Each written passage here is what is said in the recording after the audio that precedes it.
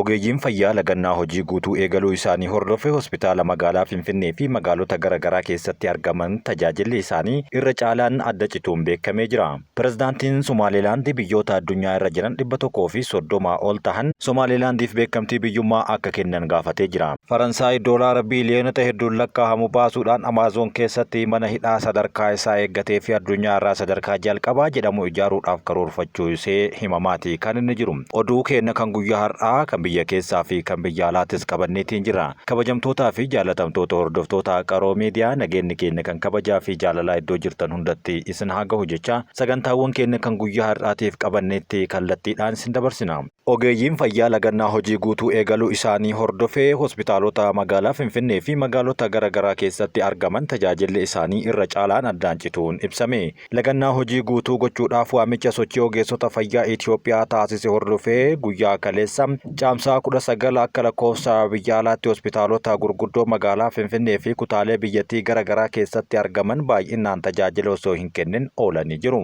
Finfinneetti hospitaalota sadii keessattuu hospitaala ispeeshaalaayizidii waliigalaa Minilik lammaffaa, hospitaala yaadannoo Zawdituu fi koolleejjii meedikaala hospitaala Yekkaatit 12 keessatti taasifameen kutaa yaalaa hatattamaa yookaan imerjensiitiin ala idileedhaan tajaajilli kennamuun akka dhaabbatee himamee jira. Kutaalee yaalaa lafee fi narvii akkasumas kutaa laaboraatoorii, kutaa OPD fi kutaa Endooskooppii fi fiiziyooteraappii tajaajila kennaa akka hin turre guyyaa kaleessaa argamee jira. Lagannaan hojii kun magaalaa Finfinneetiin alattis kutaalee biyyattii garaagaraa keessatti tajaajila idilee danqee oolee kan jiru yommuu ta'u, kanumaan wal qabatee godina Arsii magaalaa Asallaattis ogeessonni fayyaa hospitaala referaalaa Asallaa lagannaa guutuu keessa seenuu isaanii himanii jiran. Ogeessonni fayyaa hedduun iddoo hojii isaanii kan hin argamne ta'us kanneen hojjechaa jiranis akka argaman garuu eeramee jira. Kanumaan wal qabatee ministeerri fayyaa Dr. Megdas Daabaa ibsa miidiyaa biyyaalessaa irratti taasisaniin ulaagaan hunduu guutamee fi ogeeyyiin fayyaa gara hojii isaaniitti ni deebi'u jechuun dubbatanii turan. Kun osoo kanaan jiru pirezidaantii waldaa ogeeyyii fayyaa Itoophiyaa mana hidhaatii gadhiifame. Pirezidaantii waldaa ogeeyyii fayyaa Itoophiyaa obbo Yoonaatan Daanyaw dilbata gaafa caamsaa 11 bara 2025 to'annoo jala ooluun isaanii gabaafamee ture. Galgala kaleessaa ammoo gadhiifamuun isaa gabaafameera.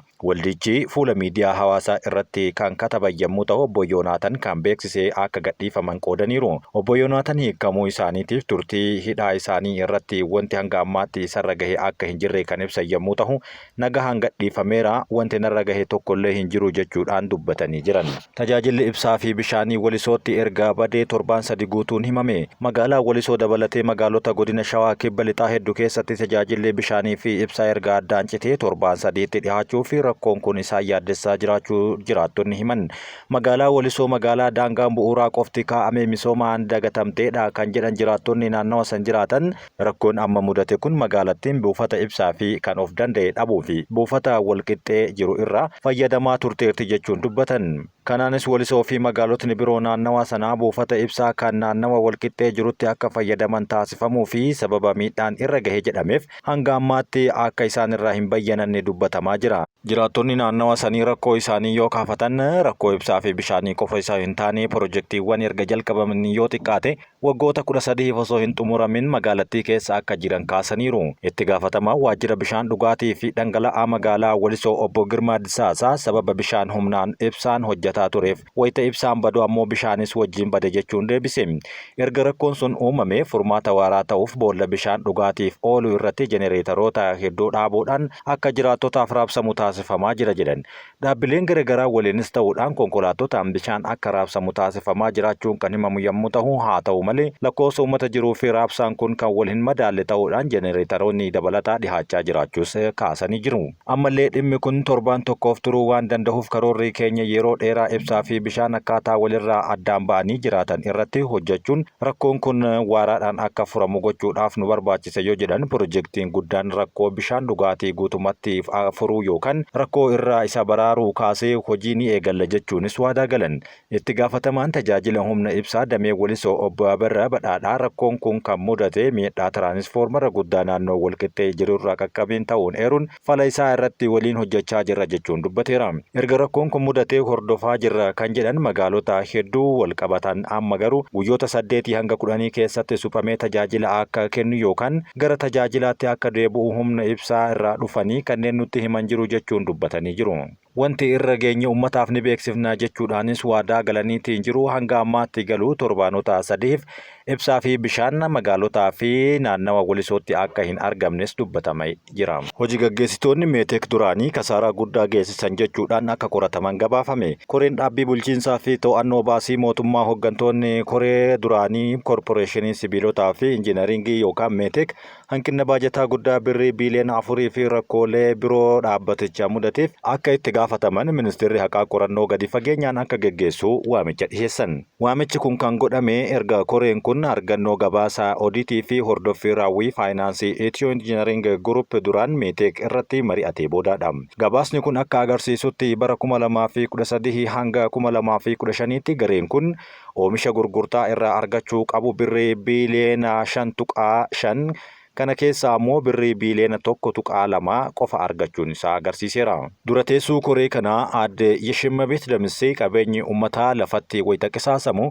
hooggantoonni itti gaafatamummaa irra turan itti gaafatamuu qabu jechuun dubbatteerti. Ministeerri haqaa itti gaafatamummaa qorannoo gadi fageenyaan qabuun akka mirkaneeffatu yookaan akka mirkaneeffamu dhaameera jechuunis dubbatameera. Hooggantoonni garee Itiyoo Injiinaring amma jiran dhaabbatichi oomishaalee kanaan dura oomishaman gurguruu dhabuu fi yookaan dadhabuu akkasumas qormaata birootiif kan rakkoo isaan saaxilaa jiru rakkoo maallaqaa hamaa keessa akka jiranis amananiiru. Haa ta'u malee hooggansi amma jiru rakkoo kana sirreessuudhaaf hojjetaa jiraachuu kan ibsan yommuu ta'u gabaasni odiitii bara 2021 hanga 23 jidduutti bu'aan oomisha baay'ee gadi aanaa ta'e kan mul'isuu fi fakkeenyaaf safartuun adda addaa 3284 tiraanisfoormaroota oomishuudhaaf karoorfame kan oomishe garuu 274 qofa ta'uun ifa godhamee jira. Waajjirri odiitii federaalaas dhaabbatichi dandeettii oomisha isaa mirkaneessuudhaan biyya keessaa fi biyya alaa irraa beekamtii akka argatu kan dhaaman yommuu ta'u dhaabbatichi itti gaafatamummaa itti kenname bu'a qabeessa akka ta'een yookaan bahachuu dadhabuu isaa hanga ammaatti ibsameeti kan inni jiru.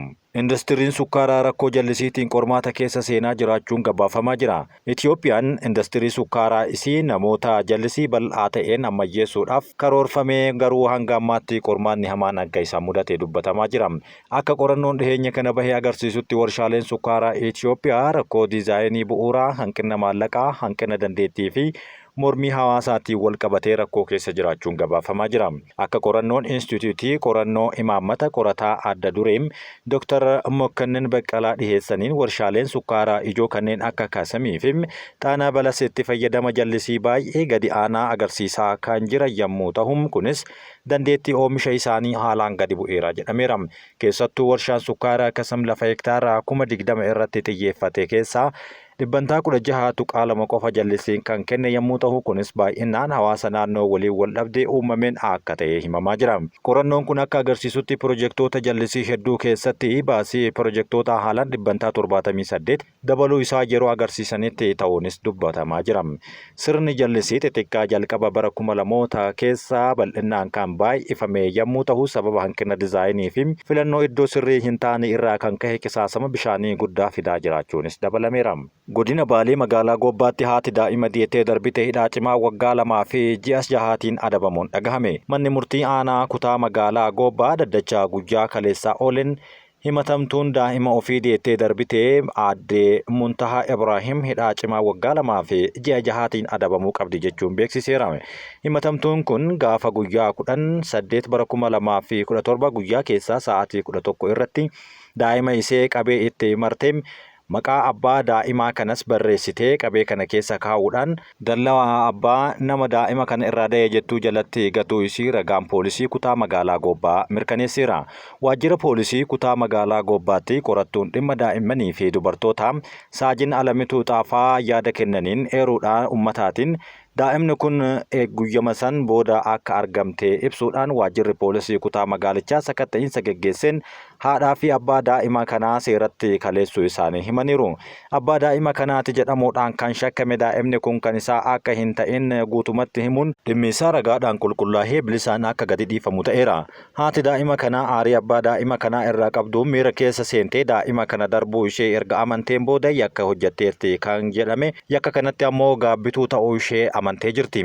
Abbaan alangaa himannaa gaafa guyyaa 6/9/2017 himatamtuu irratti baneen himatamtuun tun seeraaf kalooytee murtiin adabbii isii barsiisu akka irratti kennamu gaafatee ture. Bu'uuruma kanaan manni murtii aanaa kutaa magaalichaa daddachaa guyyaa kaleessaa ooleen himatamtuu tana irratti hidhaa cimaa waggaa 2.6 dabarseera. Yakkichi murtii balleessummaatiin hidhaa cimaa waggaa 3.5 kan qabame yommuu ta'u, haa ta'u malee sababa abbaan alangaa yaada adabbii cimsuu hin kenninii fi yakka ittiin himatamte amanuu fi gaabbuu ishii fi akkasumas nama itti gaafatamummaa maatii qabdu akka taate yaadota adabbii salphisuu himatamtuu kuusaa yakkaa qabaachuu dhabuu ishii abukaadoon yaada dhiheeffate kanaan ibseera. Manni murtichaa bu'uura seera yakkaa keewwata 82 muraa tokkoo fi seera yakkaa keewwata 86tiin gulantaa adabbii 3 bu'uura godhachuudhaan gulantaa 14ffaa irratti akka ilaalamu taasiseera. Himatamtuun yakka hawaasaa keessatti safuu ta'ee fi ilma namaatiif kabaja dhabe raawwachuu ishiitiin kun adabbii itti cimsu ta'us jireenyaa fi yookaan ammoo haala jiruu fi jireenya himatamtuu tanaa madaallii keessa galchee adabbii ishii barsiisuu danda'a jedhame hidhaa cimaa waggaa 2.6tiin akka adabamtu manni murtii irratti murteessee jira. Pirezidaantiin Somaalilaand biyyoonni 130 ol Somaalilaandiif beekamtii akka laatan gaafatan. Pirezidaantiin Somaalilaand Abdurrahmaan Mohammad Abdullaahi biyyoota 130 ol ta'an Somaalilaandiif beekamtii biyyummaa akka laatan waamicha dhiheessaniiru. Sagantaa bilisummaa Somaalilaandiif waggaa 34ffaa kabajuudhaaf qophaa'ee irratti haasawaa kan taasisan pirezidaantichi ministeerota muummee mootota amiirotota Arabaa dabalatee akkasumas amiirota biroo geggeessitoota biyyoota 130 ol ta'aniif Somaalilaandiif beekamtii naa kennaa jechuun xalayaa erguu isaanii dubbataniiru. Ayyaana kanarratti hawaasni addunyaa Somaalilaandiif akka beekamtii kennan yookaan beekamtii akka biyyaatti akka kennan irra deebiidhaan waamicha cimaa taasisuu isaanii hoorni dippiloomaat gabaaseera. Pirezidaantichi Itiyoophiyaa, Emireetota Araba Gamtoomanii, Yuunaayitid Kingdom, Ameerikaa, Jibuutii, Taayiwaanii, Turkii fi Keeniyaa dabalatee biyyoota Somaalilaand waliin hariiroo cimaa fi michummaa isaanii hanga ammaatti tubsan galateeffataniiru. Imaammanni dhimma alaa Somaalilaand qajeeltowwan nagahaa wal kabajuu fi tumsa irratti kan hundaa'e ta'uu isaas mirkaneessanii kan isaan jiran. Gaanfa Afrikaa fi Galaana Diimaa irratti badhaadhina dagaagsuu fi nageenya naannawaa eegsisuu keessatti gahee ol'aanaa taphachuuf qophii ta'uu isaanis asumaan dubbataniitiin turan. Faransaay bosona Amaazoon keessatti yuuroo miliyoona 400 mana hidhaa ijaaruuf karoorfachuun dhagahame. Faransaay lafa fagootti bulchituuf French Giyaanaa jedhamu keessatti mana hidhaa eegumsa jabaa qabu ijaaruudhaaf akka jirtu beeksifteerti. Ministeerri haqaa biyyattii daawwannaaf garasitti imalaniin manni hidhaa yakkitoota qoricha sammuu namaa hadoochuu daddabarsanii fi finxaaleeyyii islaamaatii warra jedhanii wal qabatu akka achi keessatti hidhamuu jechuudhaan dubbataniiru. Jeeraard Daarmiiniin barruu biyyattiitti yeroo tokko jedhanii gabaasan kanaan yaada yeroo kennanitti yakkoota qindaa'oo gosa kamuu irraa yookaan gosa kamuu warra raawwatan bakka kanatti nan hidha jechuun dubbatteerti. Ijaarsi mana hidhaa eegumsa guddaa qabu kun yuuroo miliyoona 400 akka gaafatu kan himame yommuu ta'u bara faranjoota 2028 akka xumuramee hojii eegalu ibsaniiru. Bosona Amaazoon gidduutti kan ijaaramu ta'uun yoo ibsamu yaadni mana hidhaa eegumsa cimaa ijaaruu kun kan dhihaate ji'ootan darban keessa biyyattii bakka garagaraatti yakki qindaa'an yakkoota biroo waliin wal qabatan biyyattii keessatti gabaafamuun kan gabaafamedha. Faransaay yeroo ammaa kana kolonii ammayyaawaa ta'een addunyaa guutuu keessatti iddoowwan 13 ol bulchaa akka jirtu beekameera.